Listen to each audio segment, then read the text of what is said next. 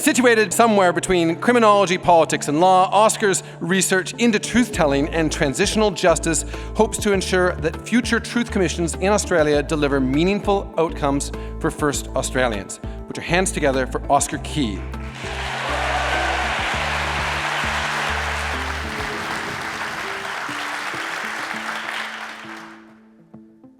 To start, as we are gathered on Naarm, I would like to acknowledge and pay my respects to the Wurundjeri peoples.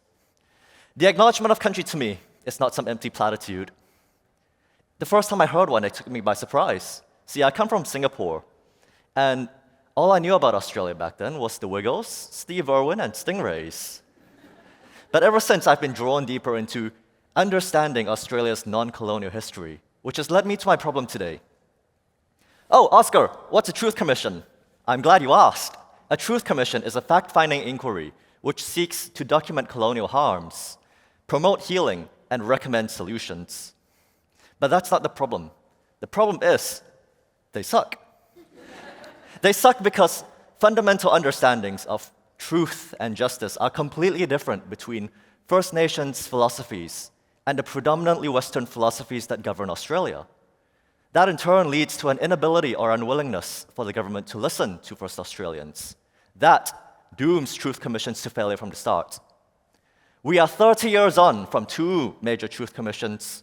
One said stop over-incarcerating Indigenous Australians. The other said stop stealing Indigenous children from their families. Instead of improving things, we have instead doubled the rate at which we incarcerate First Australians. We have doubled the rate at which we steal Indigenous children from their families. To add to this, a year ago, a commission in Melbourne handed down 46 commission recommendations to the government, of which it supported only 4. That sucks. For things to get better, we must listen to what First Australians want out of these commissions, what they want to see from its outcomes and procedures, which is where my research comes in. I am interviewing politically active and non-academic Australians to understand what they want out of these truth commissions.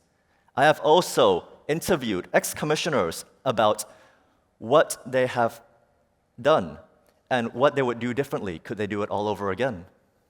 Armed with this knowledge, we can ensure that future commissions won't have just 4 recommendations supported. They would have a majority of recommendations supported.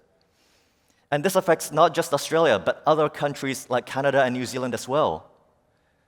Now, granted, the impact from this research won't be seen in a year or a decade, but over a generation.